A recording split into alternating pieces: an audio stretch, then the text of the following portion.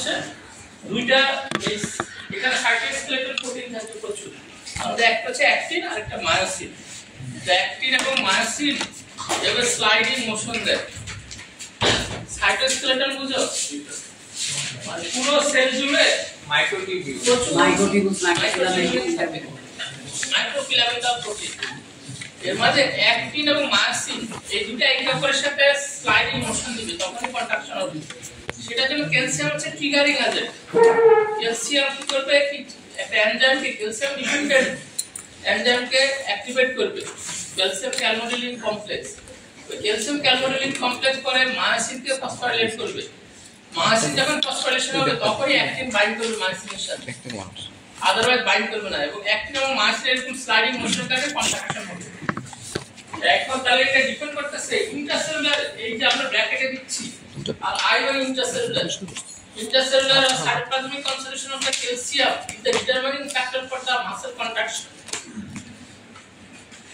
So the relaxation step will be followed by contraction step, and relaxation will be dependent on the transport of calcium from the cytoplasm to the sarcoplasmic reticulum, which is the major storehouse for the calcium. The calcium টা যখন contraction করবে, contraction যদি always চলতে থাকে তাহলে মাসলটা fatigue হয়ে যাবে। এই কারণে মাসলটাকে বাঁচানোর জন্য পরবর্তী স্টেপ হচ্ছে রিল্যাক্সেশন। রিল্যাক্সেশন হওয়ার জন্য ক্যালসিয়ামটা কনসেন্ট্রেশন সাইটোপ্লাজমে কমিয়ে ফেলতে হবে। সেটার জন্য ক্যালসিয়ামকে সার্কোপ্লাজমিক রেটিকুলামের ভিতরে এসে স্টোর করতে হবে। সেটার জন্য যখন সার্কোপ্লাজমিক রেটিকুলামের যে মেমব্রেন, এই মেমব্রেনটাও ফসফোলিপিড বাইলেয়ার। এই মেমব্রেনে একটা পাম্প থাকে, যে পাম্পটাকে আমরা বলছি ক্যালসিয়াম এটিপিএইচ। আরো ভালোভাবে বলা হয় sarcoplasmic reticulum, sarcoplasmic reticulum calcium ATPase, SCRCA। সার মানে সাইটোপ্লাজমিক রেটিকুলাম থেকে। তো সার্কোপ্লাজমিক রেটিকুলাম ক্যালসিয়াম এটিপিএইচ একটা পাম্প থাকে বা এনজাইম। স্যার ওই পাম্পটার নাম হচ্ছে sarcoplasmic ATPase. Sarcoplasmic reticulum calcium ATPase, C for calcium, A for ATPase. ভাই স্যার বাইরের যে মেমব্রেনটা আছে, এটা তো একটা অর্গানিক, ইন্টারসেলুলার অর্গানিক। এই অর্গানিকের বাইরেটা কালো মেমব্রেন। ওকে, এটা cytoplasmic calcium concentration. Cytoplasmic calcium concentration normally যখন বাড়ে, নরমালি সাইটোপ্লাজমিক ক্যালসিয়াম কনসেন্ট্রেশন কম থাকে। এখন এখানে ক্যালসিয়াম চ্যানেল থাকে, এখানে ক্যালসিয়াম চ্যানেল দিয়ে ক্যালসিয়াম এন্টার করবে। ওকে, তখনই হচ্ছে ক্যালসিয়াম কনসেন্ট্রেশন বাড়বে। কিন্তু ক্যালসিয়াম কনসেন্ট্রেশন যখন বাড়ে তাহলে অলওয়েজ কন্ট্রাকশন হবে, কিন্তু কন্ট্রাকশনটাকে তো ইনহিবিট করতে হবে, আদারওয়াইজ তোমার সেলগুলো, তোমার মাসলগুলো ফ্যাটিগ হয়ে যাবে। অলওয়েজ কন্ট্রাকশনে থাকাটা ভালো প্রসেস না, এইজন্য রিল্যাক্সেশন স্টেপ দরকার। ক্যালসিয়াম কি লো হলে, ক্যালসিয়াম লো করতে হবে, ক্যালসিয়াম হাই হলে কন্ট্রাকশন। আর ক্যালসিয়াম লো কনসেন্ট্রেশন যখন লো হয়ে যাবে সাইটোপ্লাজমে, তখন রিল্যাক্সেশন শুরু হবে। নরমালি তো রিল্যাক্সেশনে থাকে, ওই জন্য হচ্ছে নরমালি ক্যালসিয়াম কনসেন্ট্রেশন লো থাকে। হ্যাঁ, কিন্তু যখন ক্যালসিয়াম চ্যানেল ওপেন হয়ে যাবে, ক্যালসিয়াম চ্যানেল কখন ওপেন হয়? ক্যালসিয়াম চ্যানেল ওপেন করার জন্য কিছু হরমোন থাকে, যেমন ইপিনেফ্রিনের নাম শুনছো, এড্রিনালিন। স্যার আগে কিন্তু পড়াইছি না? ওই এড্রিনালিন যখন হরমোনটা যখন রিসেপ্টরের সাথে বাইন্ড করে, কোন রিসেপ্টর? জিপিসিআর একটা প্রোটিন, জি প্রোটিন কাপল রিসেপ্টর। এড্রিনার্জিক রিসেপ্টর যেটা বিটা 2, সরি এই ক্ষেত্রে হবে বিটা 1। যেমন যদি হার্ট হবে বিটা 1, আর যদি হ্যাঁ বিটা 1 হচ্ছে ভ্যাসোকনস্ট্রিকশন দিবে। তখন বিটা 1 রিসেপ্টরের সাথে যখন এড্রিনালিন বাইন্ড করে, তখন বিটা 1 রিসেপ্টরের আউটকাম হচ্ছে এটা ক্যালসিয়াম চ্যানেলটাকে ওপেন করবে। তো অথবা ক্যালসিয়াম কনসেন্ট্রেশনটাকে বাড়াবে, তখন বাইরে থেকে ক্যালসিয়াম ভিতরে ঢুকতেছে, ক্যালসিয়াম কনসেন্ট্রেশন বাড়ছে। এই ক্যালসিয়াম হচ্ছে অ্যাক্টিন এবং মায়োসিনের মধ্যে ইন্টারঅ্যাকশনকে বাড়াবে, ফলে একটা কন্ট্রাকশন হবে। এখন এই স্টেপটাকে ইনহিবিট করতে হবে, অলওয়েজ কন্ট্রাকশনে থাকা যাবে না। তাহলে রিল্যাক্সেশনে যেতে হলে ক্যালসিয়াম কনসেন্ট্রেশনটাকে কমাতে হবে। কোথায় কনসেন্ট্রেশন? সাইটোপ্লাজমিক কনসেন্ট্রেশন কমাতে হবে। তাহলে সেটাকে আমরা ট্রান্সফার করতে হবে সার্কোপ্লাজমিক রেটিকুলামে, এবং সার্কোপ্লাজমিক রেটিকুলামে ক্যালসিয়াম কনসেন্ট্রেশন সবচেয়ে বেশি থাকে, কারণ এটা স্টোর করে রাখতে হয়। তো সেটার জন্য ক্যালসিয়ামটা এটা অ্যাকচুয়ালি ফসফোলিপিড বাইলেয়ার, এখানেও ফসফোলিপিড বাইলেয়ার আছে। এই ফসফোলিপিড বাইলেয়ার ক্যালসিয়াম ক্রস করতে পারবে না, কারণ ক্যালসিয়াম একটা হাইড্রোফিলিক আয়ন, তাহলে পজিটিভলি চার্জ, ও ফসফোলিপিড বাইলেয়ার ক্রস করতে পারবে না। তাহলে একটাই উপায় আছে, সেটাকে পাম্পের মাধ্যমে ট্রান্সফার করা, এবং ওই পাম্পটাকে আমরা বলছি সার্কোপ্লাজমিক রেটিকুলাম ক্যালসিয়াম PTPase। তাহলে এখন ক্যালসিয়ামের কনসেন্ট্রেশন অলওয়েজই এখানে বেশি থাকে। সাইটোপ্লাজমিক রেটিকুলাম যেহেতু ক্যালসিয়ামের স্টোর হাউস, তাহলে ক্যালসিয়ামের এখানে অলওয়েজ কনসেন্ট্রেশন বেশি থাকে না, সাইটোপ্লাজমে তো কম থাকবে। তাহলে সাইটোপ্লাজমে ক্যালসিয়াম কনসেন্ট্রেশন কম, এখানে লো আর এখানে হাই। লো থেকে হাই তো যাওয়া পসিবল না, কারণ কনসেন্ট্রেশন গ্রেডিয়েন্ট উল্টা দিকে, হাই থেকে লো এ যাবে, লো থেকে হাই এ পসিবল না যাওয়া। ভিতরে হাই কেন সার্কোপ্লাজমিক রেটিকুলামে তো ক্যালসিয়াম নাই? না, নাই কে বলছো, অলওয়েজ এখানে স্টোর করা থাকে। Sarcoplasmic reticulum is the storehouse of the calcium. যে কোনো সেল হতে পারে যেটা কন্ট্রাকশন করতে পারে, মাসল সেল হতে পারে, হার্ট কার্ডিও মায়োসাইট হতে পারে, বাইরের একটা সেলের সাইটোপ্লাজম থেকে হচ্ছে নিউরনাল সেল হতে পারে, ইপিথেলিয়াল সেল যেখান থেকে সিক্রেশন হয়, যেমন ধরো বিটা সেল, সরি অগ্নাশয়ে আইলেটস অফ ল্যাঙ্গারহ্যান্সের যে সেল, ওখান থেকে যে ইনসুলিন রিলিজ হয়, সেই রিলিজ হওয়ার জন্য কন্ট্রাকশন লাগবে, ক্যালসিয়াম লাগবে। অর্থাৎ যে সেলটা কন্ট্রাকশন করতে পারে ওই কন্ট্রাকটাইল প্রপার্টি যে সেলের আছে ওই সেল, মানে বাইরের একটা সেলের সাইটোপ্লাজম থেকে হচ্ছে মাসেল সেলের সার্কোপ্লাজমে। এটা তোমাদের আজকে সেকেন্ড ইয়ারে পড়ো, সেকেন্ড ইয়ার মানে হচ্ছে বিশাল ব্যাপার, এখানে এখনো পর্যন্ত এই ইনফরমেশন কখনো পড়ে আসো নাই। মানে সার্কোপ্লাজমিক রেটিকুলাম অথবা এটা যে ক্যালসিয়ামের স্টোর হাউস, এটা বায়োলজিতে কখনো পড়ানো হয় না, ইন্টার ক্লাস 9 10 ইন্টার কখনো পড়ানো হয় না। এটা জানি যে ক্যালসিয়াম সাইটোপ্লাজমে বেশি থাকে, বাট আচ্ছা দেখো আজকে এখন দেখো, তাহলে আমি আগে বলি বায়োকেমিস্ট্রি পড়াতে আর ফিজিওলজি পড়াতে হচ্ছে, এটা কোনো প্রসেস না। এই কারণে হচ্ছে আমি শেষ করতে পারি না, এবং আমার বিরুদ্ধে একটা অভিযোগ কমন স্টুডেন্টদের যে আমি সিলেবাস শেষ করতে পারি না। আমি সিলেবাস কিভাবে শেষ করব? আমাকে একই সাথে 4-5টা বেসিক জিনিস পড়াইতে হয়, যেটা অন্য টিচারদের দায়িত্ব অথবা স্টুডেন্টের দায়িত্ব পড়ে নেয়। এবং এটা তোমরা এক সপ্তাহ টাইম পাইছো, তোমাদের এই ব্যাপারগুলো পড়ে নিতে হবে। আমি যখন কন্ট্রাকশনের কথা বলি, কন্ট্রাকশন প্রসেসটা কি সেটা পড়ে নিতে হবে। আমি যে অ্যাক্টিভ মাইক্রোস্কোপের ইনভলভমেন্ট বলি, সেটা সবকিছু ডেলিভারি দেওয়া পসিবল না ক্লাস, কারণ সেটা পৃথিবীর কেউই পারবে না, তোমাকে নিজে পড়তে হবে। আমাকে এগুলা কোনো টিচার পড়ায় নাই, আমি নিজে নিজে পড়ছি। আমাকে আমার ফার্মেসি যেসব টিচার ছিল তারা খুবই ভালো টিচার ছিল, এবং সবাই অধিকাংশ ফার্স্ট ইয়ারে আমি যখন পড়ছি তখন কমপক্ষে 3-4জন টিচার ছিল যারা অক্সফোর্ড, MIT, তারপরে ক্যালিফোর্নিয়া সান ডিয়েগোতে একটা প্রফেসর বা লেকচারার, যেমন মিরাজ স্যার কিংসন লন্ডনের মেডিসিন কেমিস্ট্রি প্রফেসর, তারপরে ছিল উপল স্যার, উনি MIT তে, এরপর ছিল হচ্ছে রাশেদুজ্জামান চৌধুরী, উনি ওয়ার্ল্ডের one of the best scientist, Oxford থেকে PhD করে তারপর ওখানে পোস্টডক করে ক্যালিফোর্নিয়া সান ডিয়েগোতে আছে, উনি সায়েন্টিস্ট হিসেবে কাজ করেন। তাহলে আমি 3জন বেস্ট টিচারকে পাইছি, কিন্তু এর মধ্যে আমাকে শুধুমাত্র একজন টিচার কিছুটা মানে ইমপ্রেস করতে পারতেন, সেটা রাশেদুজ্জামান চৌধুরী। আর কোন টিচার করে ইমপ্যাক্ট আমার উপর নাই। তাহলে আমি কিভাবে এত কিছু জানলাম? আমি নিজে পড়তাম, এখনো পড়ে আসি। আজকে লেকচার দেওয়ার জন্য আমি 2 ঘন্টা সকালে পড়ে আসছি। এখন আমি 2 ঘন্টা পড়ে এসে তোমাকে আধা ঘন্টা বুঝাবো। আমি নিজেও কিন্তু পড়তেছি, প্রচুর পড়তেছি। এটা মনে করে যে আমি কখনো পড়ছি। আমি প্রত্যেকটা ইয়ারে আমি সিলেবাস চেঞ্জ করে ফেলি। আমার আগের ইয়ারের সাথে এখন পরের ইয়ার কোনো মানে মিল নাই। তুমি আগের স্টুডেন্টের সাথে আলাপ করো, আমি সবসময় নতুন লেকচার দিই, এবং ওই চৌথা কথা নিয়ে আসার মতো টিচার নাই। এটা হচ্ছে আমি প্রত্যেকটা চাইলে প্রতি 2 বছর পর পর আমি কোর্স চেঞ্জ করে ফেলি। আমি এখন বায়োকেমিস্ট্রিতে আসছি, এই 2 বছর পড়াবো, এরপর আবার এটা ছেড়ে দিব, না আরেকটা কোর্সে যাবো। মানে আই এম দ্য স্টুডেন্ট, আমি নিজেও স্টুডেন্ট। তাহলে তুমি কেন করতে পারবে না? স্টুডেন্টদের মেইন কাজ হচ্ছে পড়াশোনা করা। এখন তুমি যদি বলো যে না এটা এত কিছু কিভাবে করবো, আমি গত 2 মাসে 16টা কলাম লিখছি, এবং এগুলো খুবই হাইলি ইন্টেলেকচুয়াল কলাম, এবং ইংলিশে লিখছি 8টা, বাংলা লিখছি 8টা। এখন অনেকে বলবে যে আমি কিভাবে এটা এটা পারি।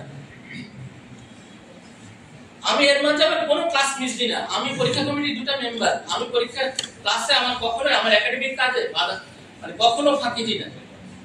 এবং আমি এটা কনফিডেন্টলি বলতে পারি ঢাকা ইউনিভার্সিটির আমার চেয়ে একাডেমিক্যালি মানে সিরিয়াস এবং কনসেন্ট্রেশন দেওয়া কোনো টিচার খুব একটা নাই, হয়তো 5 জনের মধ্যে আমি একজন হবো। কিন্তু তাহলে তুমি কেন পড়বা না? তোমাকে পড়তে হবে। তুমি যত কাজই করো স্টুডেন্ট বয়সে তোমাকে পড়তে হবে, পরে কিন্তু পড়ার সুযোগ পাবে না। পরে দেখবা যে তোমাকে মানে পড়ানোর তুমি পড়তে চাইবে কিন্তু টাইম পাবে না। এবং আমি আফসোস করি যে স্টুডেন্ট বয়সে আমাকে ঠিকমতো গাইড করে নাই ঢাকা ইউনিভার্সিটি, সেটার কারণে আমি অনেক পিছায় পড়ছি। কিন্তু তারপরে আমি কিন্তু টিচারদের দায়ী করি না, কারণ হচ্ছে অ্যাকচুয়ালি ক্লাসে এত পড়ানো সম্ভব না। এখন আমাকে যদি সার্কুলার রেটিকুলামে এগুলো পড়াইতে হয় তাহলে তো আমি মূল বায়োকনস্ট্রাকচার যেতে পারছি না। এগুলো তো তোমার পড়ে নেওয়া উচিত। এবং সেটা কিভাবে পড়ে নেওয়া উচিত? যখন ক্লাসে কোনো টিচার একটা ওয়ার্ড বলতো আমি সাথে সাথে বই খুলে ওটা ডিটেলস পড়ে আসতাম, পরের দিন স্যারদের সাথে ক্লাসে তর্ক করতাম। তর্ক মানে এটা হেলদি ডিবেট, এটা হচ্ছে নিয়ম। স্টুডেন্ট তুমি যখন বাইরে পড়তে যাবা এভাবেই হবে। তোমাকে একটা প্রফেসর একটা বায়োর কাজ দিয়ে দিবে, সেটা তুমি পড়ে আসতে হবে। তো যেহেতু বাংলাদেশে এটা হয় না, তখন তোমাকে এখন এটা পড়তে কিন্তু তোমার বেশি টাইম লাগবে না। তুমি দিনে যদি 1 ঘন্টা টাইম দাও তাহলে কিন্তু তোমার পড়া হয়ে যাবে। এখন অনেকে বলতে পারে যে এত টাইম কেন দিব? শুনো, আমি তোমাদের মধ্যে স্টুডেন্ট থাকা অবস্থায় ঢাকা শহরে এমন কোনো জায়গা নেই যেখানে আড্ডা দিই না। এখানে এই মুক্তার দোকানে আমরা আড্ডা দিতাম, ক্লাসও করতাম, এই জায়গায় বসতাম। একদিন আমার ফ্রেন্ডরা আমার ব্যাক বেঞ্চার ছিল, ওদের সাথে বসতে গেছি, ওখানে দেখলাম যে কিছুই শোনা যায় না, পরে আবার চলে আসছে সামনে। অর্থাৎ ব্যাক বেঞ্চার হওয়ার চেষ্টা ছিল, দেখলাম যে না ব্যাক বেঞ্চে বসলে কথা শোনা যায় না। আবার আমার ফ্রেন্ডরা বল দিয়ে ঘুরতে মারে, বলে আমার কনসেন্ট্রেশন নষ্ট। অর্থাৎ আমি যখন যে কাজটা করি সেটা 100% মনোযোগ দিয়ে করি। আবার যখন আড্ডা দিতে যাই, এখানে আড্ডা দিতাম, ওখানে আড্ডা দিতাম, এবার টিএসসিতে যেতাম 3টার দিকে, ওখানে 5টা পর্যন্ত আড্ডা, এরপরে বৈশাখীতে গিয়ে মিরপুর 10 নেমে আবার আড্ডা, এরপর রাত 10টায় বাসায় ফিরতাম। তাহলে এটা আমার লাইফস্টাইল ছিল। কিন্তু তারপরেও আমি পড়াশোনা ঠিক মতো রাখছি। এটা একটা স্ট্র্যাটেজি হচ্ছে ক্লাসে মনোযোগ দেওয়া। ক্লাসে যদি টিচার 100% মানে ডিসকোয়ালিফাইড হয়, তারপরে সে যেটা বলবে সেটা যদি শুনো তাহলে তুমি কিছু শিখতে পারবে, কারণ উনি তো ডিসইনফরমেশন দিচ্ছে না। তো ফলে তোমার এখন চিন্তা করতে হবে যে ক্লাসে এখন আছো, তুমি এখন মানে অন্য কোনো কাজ করতে পারতেছ না, এই টাইমটা 100% মনোযোগ দিবে। তো এটা হচ্ছে স্ট্র্যাটেজি। আর নিয়মিত এক ঘন্টা করে বই পড়বে, এবং 1 ঘন্টা ধরো 5টা কোর্স 20 মিনিট করে পড়লে কিন্তু তোমার আইডিয়া ক্লিয়ার হয়ে যায়। তাহলে পরের দিন ক্লাসটা ইজিলি ধরতে পারবা। এবং তোমার যে ল্যাকিং আছে সেটা তুমি নিজে পূরণ করতে হবে। আমরা যখন পিএইচডি করতে গেছি, আমরা তো বাংলাদেশ থেকে পড়ে গেছি, আমাদের সিলেবাস অনেক বেশি অর্থাৎ অতটা আপডেটেড না, তখন আমাদের প্রচুর পড়তে হয়েছে, এবং সেটা তোমাদেরও পড়তে হবে। আমরা যেটা পড়াই ক্লাসে এগুলো কিন্তু এনাফ না। তুমি যখন পিএইচডি করতে যাবা তখন তোমাকে প্রচুর পড়তে হবে। আর আরেকটা কথা বলি, পিএইচডি তে তারা সায়েন্সে তারাই ভালো করে যাদের নলেজ বেশি, কারণ তোমাকে এই 4 বছর বা 5 বছরে যে পরিমাণ ইনফরমেশন নিবে সেটাই তোমার নতুন নতুন আইডিয়া জেনারেট করবে। অর্থাৎ তোমাকে মানে আগে হচ্ছে এখন কি অবস্থা এটা জানতে হবে। যেমন তোমাকে যদি আমি এই পাম্পটা পড়াই, এই পাম্পটা পড়ানোর পরে তোমার মধ্যে একটা আইডিয়া তৈরি হবে যে ওকে আমি তাহলে অন্য কোনো পাম্প নিয়ে কাজ করব। যেমন আমরা সময় কম, আমরা এখানে মূল আলোচনায় যাই। তাহলে এখন এটা এতটুকু জানো যে calcium consumption is a determining factor for the contraction and relaxation. When the calcium consumption inside the cytoplasm is enhanced, contraction will be initiated, followed by relaxation. And the mechanism is that this in the cellular cytoplasm calcium will be transported through the calcium ATPase inside the cytoplasmic reticulum. So calcium will be available in the cytoplasm to induce the contraction. So this is the relaxation state. So এখন আমাদের এই আলোচনার বিষয় হচ্ছে transport of ions across the plasma membrane. কিন্তু আমরা এখানে অর্গানিনাল plasma membrane নিচ্ছি, কারণ হচ্ছে এখনো পর্যন্ত পাম্পের মধ্যে সবচেয়ে ভালো স্টাডি হচ্ছে সাইটোপ্লাজমিক রেটিকুলাম ক্যালসিয়াম এটিপিএস নিয়ে। বলে এটা একটা prototype ATP binding P type calcium ATPase. তাহলে পি টাইপ মানে আমরা গত ক্লাসে বলেছি যে ফসফোরাইলেশন হবে, অর্থাৎ এই ট্রান্সপোর্টার প্রোটিনের একটা সাইট একটা অ্যামাইনো অ্যাসিড যেটাকে আমরা বলছি অ্যাসপার্টেট, এই অ্যাসপার্টেটের ফসফোরাইলেশন হবে, এই জন্য বলা হচ্ছে পি টাইপ, মানে ফসফোরাইলেশন টাইপ। ফসফোরাইলেশন হচ্ছে মেকানিজমের সাথে জড়িত, তো সেটা আমরা আজকে আবার দেখবো।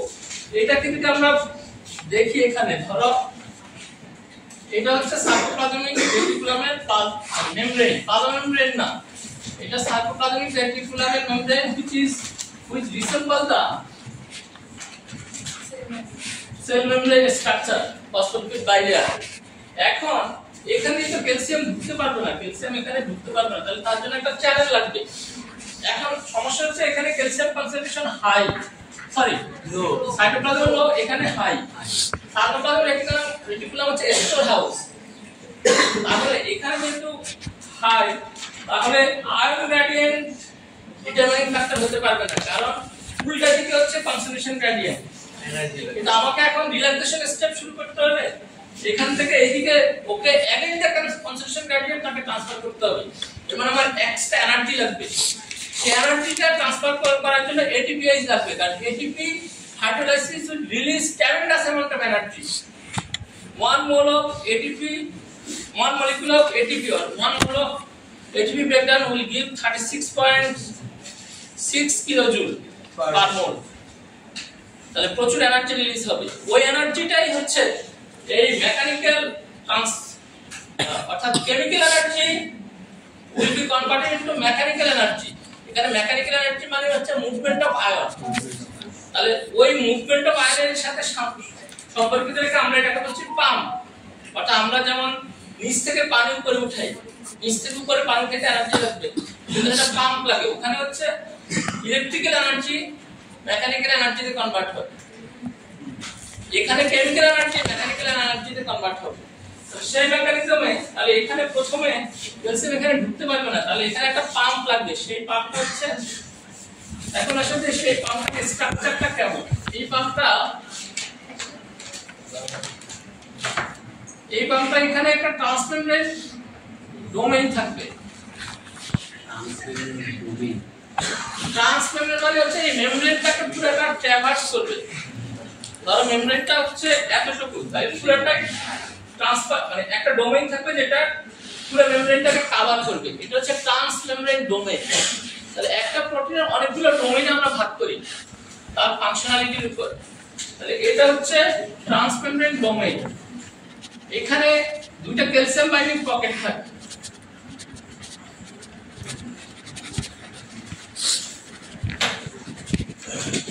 তাহলে এই ক্যালসিয়াম, এটা হচ্ছে ক্যালসিয়াম বাইন্ডিং, প্রথমে টিডিএম মানে ট্রান্সমেমব্রেন ডোমেইন।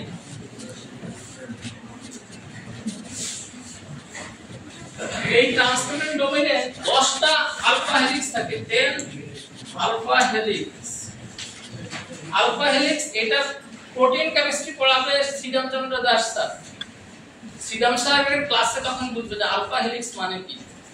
অর্থাৎ অ্যামাইনো অ্যাসিডগুলো যে একটার সাথে আরেকটা ইন্টারঅ্যাকশন করে পলিপেপটাইড তৈরি করে, এই পলিপেপটাইডের ওরিয়েন্টেশন এন্ড ডায়নামিক্স এটার উপর ডিপেন্ড করে আমরা একটা প্রোটিনের অনেকগুলো ভাগ পাই, কারণ প্রোটিনটা তো ফ্লেক্সিবল এবং অনেকগুলো টার্ন নেয়, এই টার্নটা ডিপেন্ড করে একটা হচ্ছে আলফা হেলিক্স আর একটা বিটা হেলিক্স। যেখানে বিটা টার্ন থাকবে সেটা beta helix, alpha turn beta turn এগুলো পরে আলোচনা করব। বাট এটা মনে রাখা যে আমরা একটা প্রোটিনকে অনেকগুলো হেলিক্স, অনেকগুলো পার্টে ভাগ করি, ওই পার্টগুলো হচ্ছে হেলিক্স। হেলিক্স মানে হেলিকেল, এই হেলিকেল অর্থাৎ সর্পিলাকার। তাহলে এই 10টা আলফা হেলিক্স মিলে একটা ট্রান্সমেমব্রেন ডোমেইন, এই ট্রান্সমেমব্রেন ডোমেইনে কি থাকে, ক্যালসিয়াম বাইন্ডিং পকেট। তাহলে ক্যালসিয়াম বাইন্ডিং পকেট, ক্যালসিয়াম দুইটা ক্যালসিয়াম এখানে বাইন্ড করতে হবে, এই দুইটা ক্যালসিয়ামকে বাইন্ড করার জন্য কি অ্যামাইনো অ্যাসিড থাকবে, অর্থাৎ calcium must be coordinated by the amino acid. তাহলে অ্যামাইনো অ্যাসিড গুলো এখানে, অর্থাৎ এই যে ক্যালসিয়াম বাইন্ডিং পকেট এটাকে আমরা বলছি calcium binding pocket. Calcium binding পকেটে থাকবে হচ্ছে গ্লুটামেট, অ্যাসপার্টেট, অ্যাসপারাজাইন, থ্রিওনিন, তারপর হচ্ছে ব্যাকবোন কার্বনাইল গ্রুপ, আর থাকবে ওয়াটার। সো তাহলে আমরা যখন বলি যে ক্যালসিয়াম বাইন্ডিং পকেট, অর্থাৎ কোন একটা অ্যামাইনো অ্যাসিডের একটা পকেট তৈরি হয়, যে পকেটে ক্যালসিয়াম এসে বাইন্ড করবে, ওই ক্যালসিয়ামের পকেটটা যে তৈরি হচ্ছে সেটা আর কিছু না, সেটা হচ্ছে কিছু অ্যামাইনো অ্যাসিডের সমষ্টি। তাহলে এখানে ক্যালসিয়ামের যে ডাবল দুটো চার্জ, এই দুটো চার্জকে কোঅর্ডিনেট করবে কে? Negatively charged molecule. তাহলে সেই নেগেটিভলি চার্জ মলিকিউলের জন্য আছে গ্লুটামেট, তারপরে aspartate, asparagine, threonine, backbone component group and water. এরা হচ্ছে একটা ক্যালসিয়ামকে 60টা কয়টা 1 2 3 4 5 6 আরেকটা আছে সম্ভবত 2টা গ্লুটামেট থাকবে, তার টোটাল। তাহলে এখন এই গ্লুটামেটের স্ট্রাকচার যদি তুমি দেখো,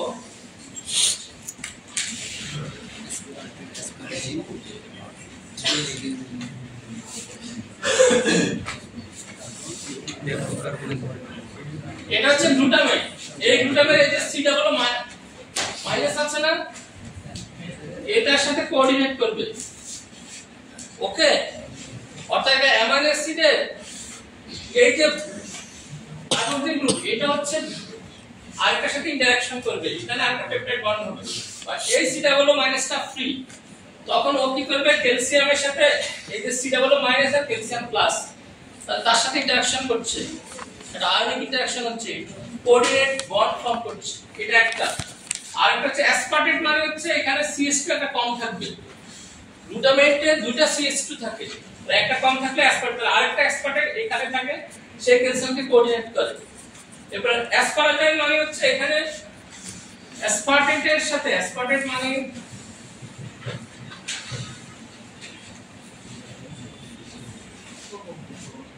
CH2 CO NH2, এই NH2 এটা NH2 প্লাস হয়ে যাবে, এটাই কোঅর্ডিনেট করবে C ডাবল প্লাস কে অ্যাসপারাজাইন। অর্থাৎ পজিটিভলি চার্জ একটা আয়নকে কোঅর্ডিনেট করার জন্য আমার নেগেটিভলি চার্জ গ্রুপ লাগবে, সেটা সাপ্লাই দিবে অ্যাসপার্টেটের C ডাবল মাইনাস, অ্যাসপারাজাইনের CONH2, এরপর গ্লুটামেটের C ডাবল মাইনাস, এরপর থ্রিওনিনের স্ট্রাকচার জানো? থ্রিওনিনের স্ট্রাকচারে অর্থাৎ এখানে স্যার অ্যাসপার্টেট জিনিসটা আরেকবার CH CH3 থাকবে সাইড চেইন, এই ওএসটা এর সাথে বাইন্ড করবে, ইন্টারঅ্যাকশন করবে। আবার কার্বনাইল গ্রুপের CO সেটা এটার সাথে কোঅর্ডিনেট বন্ড ফর্ম করবে, এরপর ওয়াটারের OH এটার সাথে কোঅর্ডিনেট বন্ড ফর্ম করবে। এভাবে এক পাশে 60টা মানে 5টা অ্যামাইনো অ্যাসিড প্লাস একটা ব্যাকবোন কার্বনাইল গ্রুপ। ব্যাকবোন হচ্ছে প্রোটিনের যে ব্যাকবোন কার্বনাইল গ্রুপ, প্রোটিনের একটা পেপটাইড বন্ডের একটা স্কেলেটন আছে, সেখানে যে CO গ্রুপ, ওই CO গ্রুপটা তো অ্যাকচুয়ালি যখন ইলেকট্রনিক ডিলোকালাইজেশন হয় ও মাইনাস হয়ে যায়, ওটা হচ্ছে ক্যালসিয়ামটাকে কোঅর্ডিনেট করছে, যেটা আয়নিক চার্জকে কোঅর্ডিনেট করছে। এরকম দুইটা ক্যালসিয়ামের চারদিকে এই অ্যামাইনো অ্যাসিডের পকেট থাকে, এরকম দুইটা বাইন্ডিং পকেট থাকে, যেখানে আমরা বলছি যে ক্যালসিয়ামকে কোঅর্ডিনেট করছে glutamate, aspartate, asparagine, threonine, backbone carbonyl group and water. এই চ্যানেলটার নামই sarcoplasmic reticulum calcium create channel. Yes, এবং আমরা সেটা স্ট্রাকচারগুলো দেখতেছি।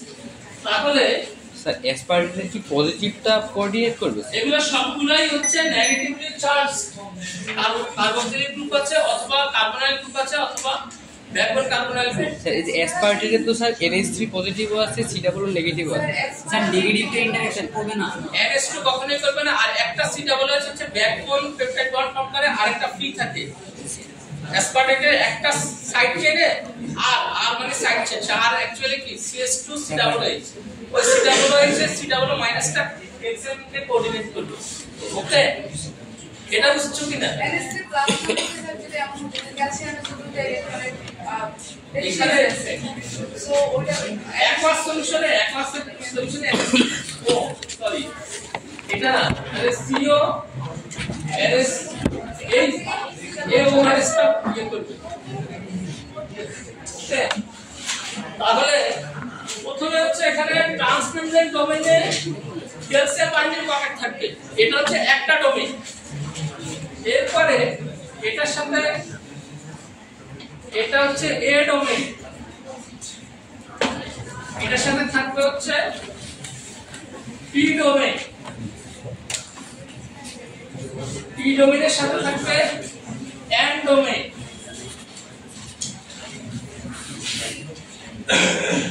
অর্থাৎ এ ডোমেইন হচ্ছে অ্যাকচুয়েটর, পি ডোমেইন মানে এখানে অ্যাসপারটাইট 351 অ্যাসপারটাইট গ্রুপ থাকবে এখানে একটা।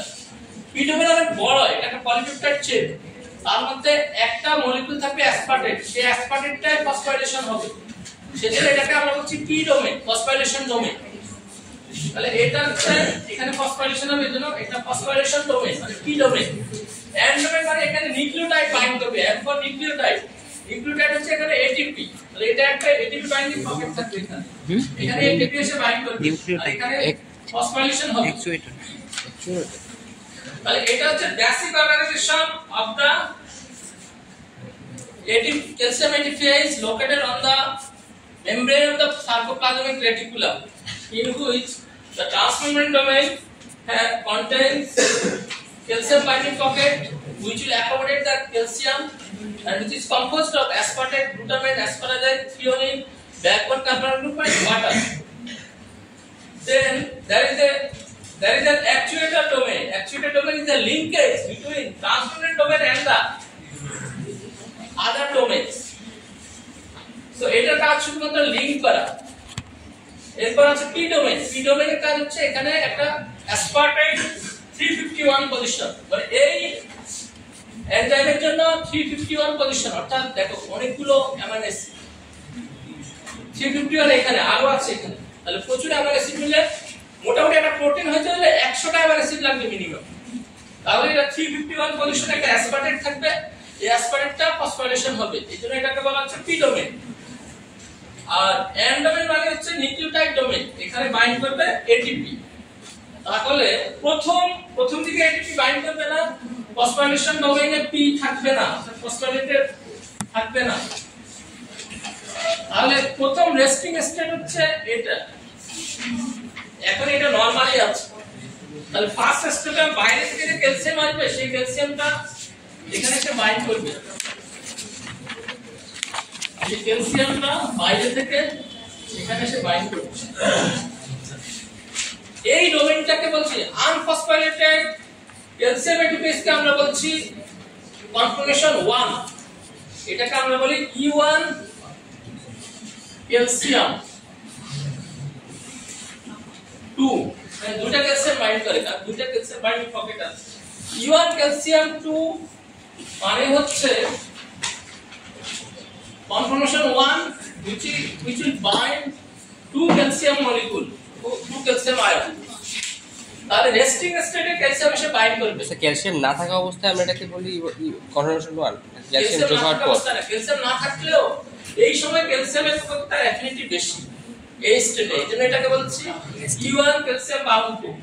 প্রথম স্টেপ ছিল শুধু E1, হ্যাঁ এখন E1 এর ক্যালসিয়ামের প্রতি অ্যাফিনিটি বেশি, এইজন্য তখন ক্যালসিয়াম এসে বাইন্ড করছে। তাহলে প্রথমটা যেটা ড্র করছি সেটা ছিল স্টেপ 1, এখন ক্যালসিয়াম এসে বাইন্ড করবে। কোথায়? ক্যালসিয়াম বাইন্ডিং পকেট, এটা স্টেপ 2, অর্থাৎ binding of the calcium to the calcium binding pocket of the transmembrane domain.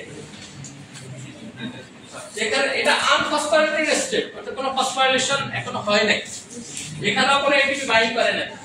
তাহলে সেকেন্ড স্টেপে কি হবে? এখন এই ক্যালসিয়ামটাকে ভিতরে আনতে হবে, অর্থাৎ সার্কোপ্লাজমিক রেটিকুলামের ভিতরে আনতে হবে। এটা আনার জন্য ক্যালসিয়ামের সাথে এই যে ট্রান্সমেমব্রেন ডোমেইনের যে ইন্টারঅ্যাকশন সেটাকে ডিসরাপ্ট করতে হবে, অর্থাৎ ডিসরাপশন করতে হবে। অর্থাৎ ক্যালসিয়ামটা তো বাইন্ড করে আছে, এটা আগে দেখাইলাম যে ক্যালসিয়াম বাইন্ড করে আছে কার সাথে? অ্যাসপারটেটের সাথে, থ্রিওনিনের সাথে, অ্যাসপারাজাইনের সাথে, কার্বনের সাথে, এরপরে ওয়াটারের সাথে। এখন একটা কোঅর্ডিনেশন কমপ্লেক্স তৈরি করলো। এখন এই বন্ধনটাকে ভেঙে ফেলতে হবে, তখনই ক্যালসিয়াম রিলিজ হবে। সেটার জন্য কি করতে হবে? আরেকটা কনফর্মেশন দরকার। তো সেই কনফর্মেশনের স্টেপ হচ্ছে ফসফোরাইলেশন। এখানে যদি ফসফোরাইলেশন হয় তাহলে এই যে এটার সাথে যে এই এখানে যে অ্যাসপারটাইট অ্যাসপারাজাইট তাদের নতুন ইন্টারঅ্যাকশন তৈরি হবে এই ফসফেট গ্রুপের সাথে, তখন এই বন্ধনগুলো উইক হয়ে যাবে। নতুন কনফর্মেশন হলে এটা মানে থ্রি ডাইমেনশনাল যে ডিরেকশন সেটা চেঞ্জ হয়ে যাবে। তো সেটার জন্য এখন হচ্ছে এটিপি বাইন্ড, তাহলে স্টেপ 2 গেল। স্টেপ 3 হচ্ছে binding of the ATP to the end domain. তাহলে এখানে স্যার পি ডোমেইনে কি কোনো মানে ক্যালসিয়ামটা পি ডোমেইনে গিয়ে বাইন্ড করবে স্যার নাকি এটিপিটা? ক্যালসিয়ামটা ট্রান্সফারেন্ট ডোমেইনে এসে বাইন্ড করছে। এটা সাইটোপ্লাজম, সাইটোপ্লাজম থেকে আসলো। আর এটা হচ্ছে সাইটোপ্লাজম রেটিকুলাম মেমব্রেন। এই মেমব্রেনের এই ট্রান্সফারেন্ট ডোমেইনে এসে ক্যালসিয়াম বাইন্ড এখন কি স্যার এটিপিটা বাইন্ড করতেছে পিডে? পরে এটিপি পি ডোমেইনে বাইন্ড করবে, এটিপি এন্ড ডোমেইনে বাইন্ড করবে। তো সেকেন্ড স্টেপটা কোনটা ছিল? সেকেন্ড স্টেপটা যে ক্যালসিয়াম বাইন্ডিং। রেজিস্টিংটা ছিল তখন তো বাইন্ড করে। শুনো, এখানে বোর্ডে তো ছোট যে আমার পক্ষে সব স্টেপ দেখানো সম্ভব না, এটা তোমাদের দায়িত্ব। 2টা মাস চলে গেছে, তোমরা চেয়ারম্যানকে বলো না যে স্যার কালকে অ্যাপ্লিকেশন অফিশিয়ালি দিয়ে আসবে, অনেকবার বলা হয়েছে। আমি তো বারবার লিখতে পারবো না। অ্যাপ্লিকেশন যদি দিয়ে এটা বলা থাকতো আমি কিন্তু ওই যে ওখান থেকে শুরু করতাম। এখন তো আমি বেশি আগে যেতে পারছি। কালকে অ্যাপ্লিকেশন দিয়ে আসছে স্যার।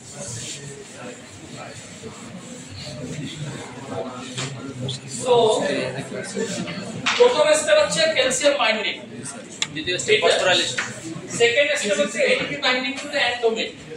তাহলে এটিপি বাইন্ডিং এর পরে এখন কি হবে? এটাকে আমরা বলছি এটিপিএইচ, ক্যালসিয়াম এটিপিএইচ। মানে এই এনজাইমটা একই সাথে ক্যাটালিস্ট হিসেবে কাজ করে, একই সাথে এনজাইম হিসেবে কাজ করে। কাকে ভাঙবে? এটিপি কে ভাঙবে। এটিপিএইচ মানে হচ্ছে হাইড্রোলাইসিস কে যে এনজাইমটা ইনডিউস করে সেটা হচ্ছে এটিপিএইচ। তাহলে এটিপি ভেঙে কি হবে? ATP plus ইনোনিক phosphate, ইনোনিক phosphate plus ADP, তাই না? স্যার তাহলে থার্ড স্টেপে কি হবে? Phosphorylation, breakdown of ATP or hydrolysis of ATP to release ADP and inorganic phosphate. তাহলে এখানে ট্রান্সফারেন্ট ডোমেইন ক্যালসিয়াম বাইন্ড করে আছে, এখানে এ ডোমেইন, এটা পি ডোমেইন,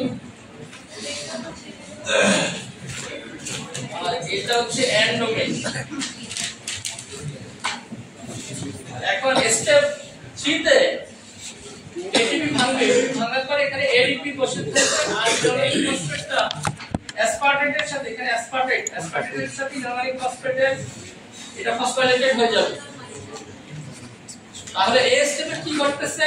প্রথমে ব্রেকডাউন অফ এটিপি, এই যে এটিপি ভেঙে এডিপি হবে আর ইনোনিক ফসফেট হবে।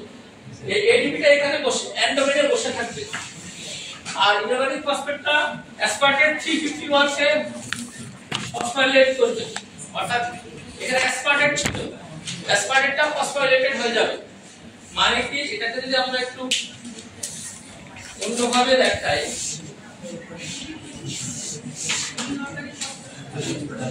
অ্যাসপার্টেটের স্ট্রাকচার হচ্ছে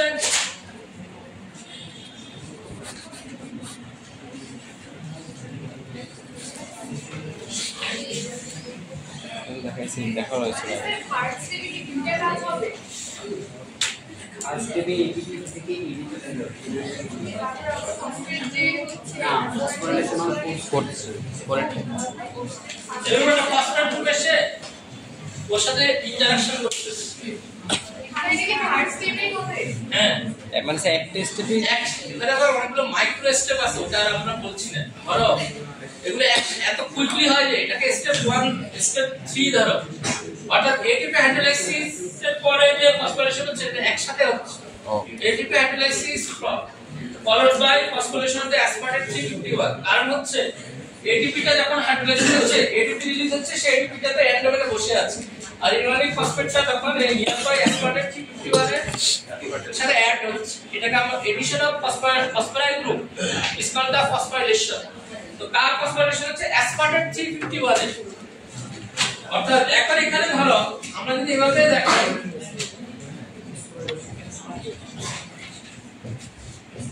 এরকম একটা ফসফেট গ্রুপ এখানে যদি বসে তাহলে কি ঘটনা ঘটতেছে? এই যে ক্যালসিয়াম বাইন্ডিং পকেটে যে অ্যাসপার্টেট আছে, গ্লুটামেট আছে, থ্রিওনিন আছে, অ্যাসপারাজাম আছে, তাদের সাথে এই O- গ্রুপগুলো এখানে O-, O-, এরা আবার নতুন বন্ধন তৈরি করে। এই যে ট্রান্সপারেন্ট ডোমেইন, এই ট্রান্সপারেন্ট ডোমেইনের সাথে নতুন করে ইন্টারঅ্যাকশন করে। মানে ফসফেট গ্রুপ ক্যালসিয়ামের সাথে কি আবার না, ক্যালসিয়ামের সাথে না, অ্যামাইনো অ্যাসিডের সাথে। একটা অ্যামাইনো অ্যাসিডের তো অনেকগুলো গ্রুপ থাকে, ও পজিটিভলি চার্জ গ্রুপের সাথে ইন্টারঅ্যাকশন করবে। ওই যে ওই টিডিএম এর যে টিডিএম এর যে চারটা অ্যামাইনো অ্যাসিড ওইগুলো তাদের সাথে নতুন ইন্টারঅ্যাকশন করবে, তখন টিডিএম এর যে কনফর্মেশন বা স্ট্রাকচার সেটা চেঞ্জ হয়ে যাবে না, ডিফর্মেশন হবে। যেটাকে আমরা বলছি new conformation will be generated. So binding of the phosphate group will disrupt the structure of the transmembrane domain, so that the calcium binding pocket will be disrupted. The calcium binding pocket will no longer bind the calcium, কারণ এই binding পকেটের সাথে এই phosphate গ্রুপের নতুন interaction হচ্ছে। আর এখানে একটা ফসফেট গ্রুপ অ্যাড হওয়া মানে এখানে অনেকগুলো নেগেটিভ চার্জ আছে, O minus O minus O minus. এই নেগেটিভ চার্জ কি করবে, পজিটিভলি চার্জ অ্যামাইনো অ্যাসিডের সাথে নতুন করে আণবিক বন্ধন তৈরি করবে, ফলে ওই অ্যামাইনো অ্যাসিড গুলো ডিস্টর্টেড হবে। সে যখন ধরো এই এটা হচ্ছে ফসফরাস গ্রুপ আর এটা অ্যামাইনো অ্যাসিড, এর সাথে যখন ইন্টারঅ্যাকশন করছে এইদিকে স্কুইজ করে চলে আসছে না, তাহলে ওইদিকে ক্যালসিয়াম বাইন্ডিং পকেটটা ওপেন হয়ে যাচ্ছে। বুঝতে পারছো স্যার? তাহলে ওই যে টিডিএম এর যে U1C2+ যে কনফর্মেশনটা ছিল ওইটা ডিসরাপ্ট হচ্ছে। হ্যাঁ, ওটা ডিসরাপ্ট, এই বাইন্ডিং পকেটটা ডিসরাপ্টেড হয়ে যাবে। ধরো এই বাইন্ডিং পকেটে অনেকগুলো অ্যামাইনো অ্যাসিড আছে, ওদের সাথে এটা ইন্টারঅ্যাকশন করছে, ফলে এটা এই দিকে সরে আসবে, অ্যামাইনো অ্যাসিডগুলো এদিকে স্কুইজ করবে, এটা ওপেন হয়ে যাবে, ক্যালসিয়ামটা তখন সরে যাবে। তো এটাকে আমরা বলছি change in the confirmation. Calcium তো শুরু হয়ে যাবে, মানে কি আয়ন চাইলে ওপেন হয়ে যাবে। ক্যালসিয়াম এখান থেকে যদি এখানে যদি আর ক্যালসিয়াম বাইন্ড করতে না পারে তখন সে ভিতরে চলে আসবে, মানে এখন আমাদের টার্গেট হচ্ছে সাইটোপ্লাজম থেকে সার্কোপ্লাজম রেটিকুলার ভিতরে ক্যালসিয়ামটাকে নিয়ে আসবে। ভিতরে আপনি রিঅ্যাকশন চলবে, স্যার ভিতরে আপনি মাসেল রিঅ্যাকশন হবে নাকি? ভিতরে আসলে তো তখন সাইটোপ্লাজমের ক্যালসিয়াম কনসেন্ট্রেশন কমে যাবে, এর মানে মাসেল রিল্যাক্সেশন হবে। এটাই হচ্ছে তার কাজ। এই ক্যালসিয়াম ATPase এর কাজ হচ্ছে ক্যালসিয়ামটাকে ট্রান্সফার করা, মুভমেন্ট ট্রান্সপোর্ট করা কোত্থেকে সাইটোপ্লাজম থেকে সার্কোপ্লাজম রেটিকুলামে। আর মেকানিজমটা পড়ছি কিভাবে কনফর্মেশন চেঞ্জ হচ্ছে। তাহলে binding of the phosphate group to the aspartate 351 will induce conformational change in the transmembrane domain. So নতুন কনফর্মেশন তো যাবে কিভাবে, এটা তোমার পরীক্ষার হলে শুধু এটা লিখবে যে phosphorylation will lead to new conformation, will lead to conformational change which cannot bind the calcium, so calcium will be released from the transmembrane domain and now calcium will easily transport from transport to the channel to the inside the sarcoplasmic reticulum. এটা শুধু এটা বলবে, আমি বোঝানোর জন্য বলতেছি যে phosphorylation কিভাবে কনফর্মেশন চেঞ্জ করে। এখানে ফসফোরাইলেশন মানে হচ্ছে highly negatively charge phosphate group add হলো, তাহলে হাইলি নেগেটিভলি চার্জ এবং এখানে কিন্তু O মাইনাস O মাইনাস, আর এই অক্সিজেনটাও ইলেকট্রন নেগেটিভ, তাহলে এটাও স্লাইটলি ডেল্টা মাইনাস হয়ে যায়। তাহলে তিনটা নেগেটিভলি চার্জ অক্সিজেন মলিকিউল কি করবে, অ্যামাইনো অ্যাসিড তাদের সাথে নতুন ইন্টারঅ্যাকশন তৈরি করবে, অর্থাৎ ওখানে তো পজিটিভলি চার্জড অ্যামাইনো অ্যাসিড আছে, তাদের সাথে তার একটা আয়নিক স্ট্রং আয়নিক ইন্টারঅ্যাকশন হবে, ফলে এই অ্যামাইনো অ্যাসিডগুলো যে ক্যালসিয়ামকে বাইন্ড করতো সেটা উইক হয়ে যাবে না, সেটা আবার নতুন বন্ধন তৈরি করতেছে ফসফেটের সাথে, ফলে তার ক্যালসিয়ামের সাথে বাইন্ডিং অ্যাফিনিটি কমে যাবে, তো তখন সে ক্যালসিয়ামকে রিলিজ করে দিবে। অথবা এটা যখন এটার সাথে এখানে অ্যাসিডগুলো যখন বাইন্ড করছে এটা স্কুইজ করবে এবং এটাকে এই যে এখানে একটা কনফর্মেশনাল চেঞ্জ হচ্ছে, এটাকে ট্রান্সমেমব্রেন ডোমেইনে ট্রান্সমিট করবে হচ্ছে এ ডোমেইন, এখানে এ ডোমেইন লিখলাম না, এটা অ্যাকচুয়েটর হিসেবে কাজ করবে, এটা লিংকেজ, কিন্তু change in the conformation of the P domain will be transferred to the transmembrane domain through the actuator A domain. A domain হচ্ছে লিংকেজ। এখন এখানে তাহলে এই স্টেপে কি হবে, আমরা বলছি মানে হচ্ছে phosphorylated ATPase cannot bind the phosphorylated ATPase means the binding affinity to the calcium will be dramatically decreased. So calcium will be released from the calcium binding pocket, and now calcium can easily enter the cytoplasmic reticulum. তাহলে next stage হচ্ছে এখন সেটা এখনই হবে না, calcium এখান থেকে release হচ্ছে, এরপরে কি হবে, এরপরে হচ্ছে এই এডিপিটা সরে যাবে। তাহলে পরের স্টেপটা বলি, পরের স্টেপ হচ্ছে তাহলে ক্যালসিয়ামটা কিন্তু ভিতরে চলে আসছে, ক্যালসিয়াম চলে আসার পরে এটা কিন্তু আবার আগের স্টেটে আনতে হবে, সেটার জন্য এডিপি সরে যাবে, এডিপি উইল বি রিলিজ, এখানে আবার হাইড্রোলাইসিস হবে, এই গ্রুপটা আবার হাইড্রোলাইসিস হবে। স্যার এটা কি রিল্যাক্সেশনে যাওয়ার জন্য? ক্যালসিয়ামটাকে রিলিজ করে দিল, ক্যালসিয়াম ভিতরে গেল, এটা হয়ে গেছে। এরপরে স্টেপ কি হবে, এটাকে আবার ওই যে প্রথম স্টেটে আনতে হবে, যাতে করে সে নতুন করে ক্যালসিয়ামকে ভিতরে নিতে পারে। হ্যাঁ, আবার এখানে আরেকটা হাইড্রোলাইসিস করতে হবে।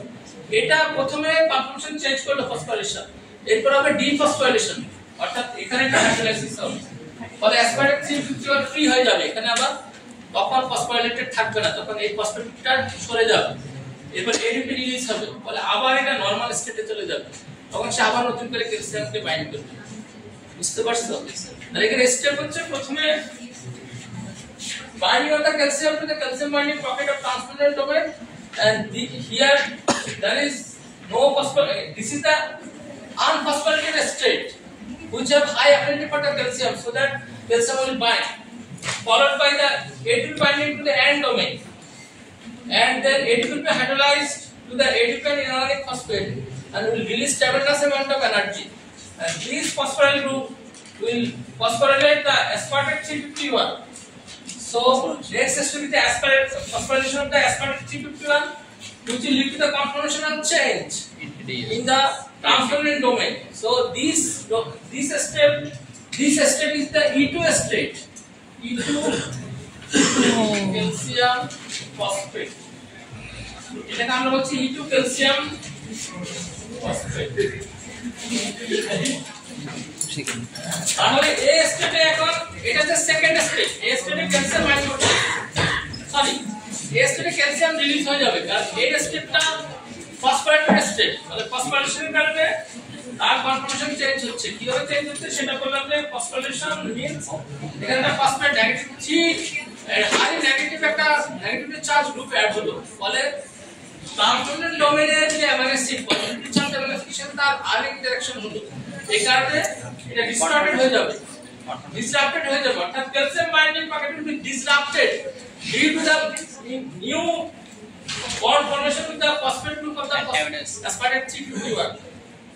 So phosphorylation will lead to the disruption of the calcium binding pocket, so that calcium will be released and will be transported into the cytoplasmic reticulum. But cytoplasmic reticulum এখন ভিতরে চলে আসবে। এখন এই স্টেটটা থেকে আবার নরমাল স্টেটে নিতে হবে, সেটার জন্য এখানে সমস্যা হচ্ছে এটা ফসফোরাইলেটেড স্টেট, তাহলে ডিফসফোরিলেশন করতে হবে, এবারে এটাকে আবার হাইড্রোলাইসিস করতে হবে আর এডিপিটা রিলিজ করতে হবে। তাহলে নেক্সট স্টেপে এডিপি রিলিজ হবে, ফলে এন্ডোমেন ফ্রি হয়ে যাচ্ছে, যাতে করে আরেকটা এডিপি এসে বাইন্ড করতে পারে, আর অ্যাসপার্টেট 351 ফ্রি হয়ে যাবে, এখানে আরেকটা হাইড্রোলাইসিস হবে, hydrolysis of aspartate 351 will lead to the free aspartate, will release the phosphate group. So now this এটা সাইকেল আকারে আবার চলতে থাকবে, এই স্টেটটা নরমাল স্টেটে চলে যাবে, যেটাকে আমরা বলছি ক্যালসিয়াম, অর্থাৎ স্টেপ 1 এ চলে যাবে, আবার ক্যালসিয়াম বাইন্ড করবে, এরপর আবার হাইড্রোলাইসিস এটিপি বাইন্ড করবে, আবার এটিপি হাইড্রোলাইসিস হবে, এটা চলতে থাকবে, অর্থাৎ কনসেন্ট্রেশন এডিপিটা কি হবে, এডিপি হচ্ছে এখানে যে কোনো সেলে প্রচুর এটিপি থাকে, কারণ সেলে মাইটোকন্ড্রিয়াতে প্রচুর এটিপি তৈরি হয়, বলে এটিপি যতক্ষণ থাকবে ততক্ষণ সে এই কাজটা করবে। এটিপি তৈরি হবে, হ্যাঁ বারবার এটিপি থেকে এটিপি তৈরি হবে, এটিপি থেকে এটিপি প্লাস ইনঅর্গানিক ফসফেট, তাই এটিপি হাইড্রোলাইসিস হচ্ছে, এটিপি হাইড্রোলাইসিস বুঝো, এটিপি থেকে তো এডিপি হচ্ছে, তার প্রত্যেক প্রসেসে না স্যার বলতে যাচ্ছি এডিপিটা তো আমার এডিপিটা যখন রিলিজ হতে থাকছে, সো এটা কি হবে স্যার? এডিপি মেটাবলিজম নিয়ে পরে আলোচনা করব, এডিপি আবার এডিপি নিচে আবার ট্রান্সডিউসার প্রোটিন আকারে কাজ করতে পারে, এডিপি ভেঙে আবার এএমপি হতে পারে, এএমপি ভেঙে আবার মানে ওখানে এন্ডোপ্লাজম কি বলে এটিপি কে ভাঙার জন্য কিছু এনজাইম থাকে, সেটাকে সে ভেঙে পরে এএমপি থেকে আবার এডিনোসিনে কনভার্ট করতে পারে, আবার অ্যাডিনিনে কনভার্ট করতে পারে, সেটা আলাদা মেটাবলিজম। ওকে, সেটা এখানে আর রোল প্লে করবে না, কিন্তু ও নিজেও কিন্তু অন্যান্য ফাংশন দিতে পারে, অথবা সে ফাইনালি ব্রেকডাউন হতে থাকবে, মেটাবলিজম হয়ে যাবে। ওকে, তাহলে এখানে মেইন ফিগার ফ্যাক্টর হচ্ছে ফসফোরাইলেশন।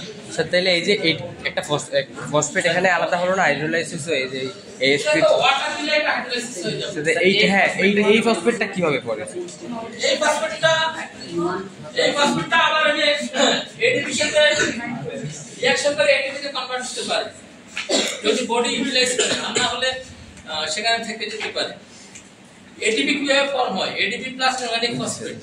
তাহলে এটা হয় যখন মাইটোকন্ড্রিয়া, যে ওখানে তো অর্গানিক ফসফেট লাগবে, সে হয়তো ওখানে রিসাইকেল হবে। ওকে, তাহলে কোন কোশ্চেন আছে বলেন? মানে প্রথম কনফর্মেশনাল সেন্সটা কি প্রি ডোমেইনে হয়, তারপরে জাসমিন ডোমেইনে হয়? না ফার্স্টে প্রথম কনফর্মেশনাল চেঞ্জ হচ্ছে পি ডোমেইনে, এটা দিয়ে এ ডোমেইন দিয়ে এখানে যায় ট্রান্সলেশন ডোমেইন। মানে এখানে একটা ফসফেট গ্রুপ বসে গেলে তার এখানে তো তিনটা নেগেটিভলি চার্জড অক্সিজেন গ্রুপ আছে, তারা ট্রান্সফরমেশন ডোমেইনে যে ক্যালসিয়াম বাইন্ডিং পকেট তার সাথে ইন্টারঅ্যাকশন করে, ইন্টারঅ্যাকশন করলে নতুন আয়নে বন্ধন হয়, ফলে গোয়ার এক্সটেনশন বাইন্ড করতে পারে না। ওই যে নতুন কনফর্মেশন অর্থাৎ ফসফেট গ্রুপের সাথে যে অ্যামিনো অ্যাসিডের নতুন বন্ড ফর্ম হচ্ছে আয়নিক বন্ড, তার কারণে অ্যামিনো অ্যাসিডগুলোর ওরিয়েন্টেশন চেঞ্জ হয়ে যাচ্ছে, মানে সেটা নিউ কনফর্মেশন ধারণ করতেছে।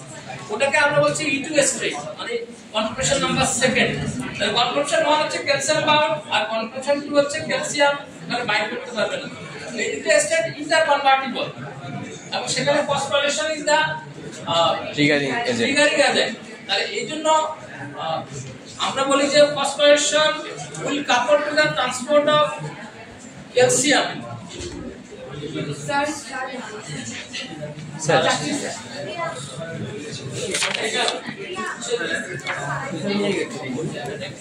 স্যার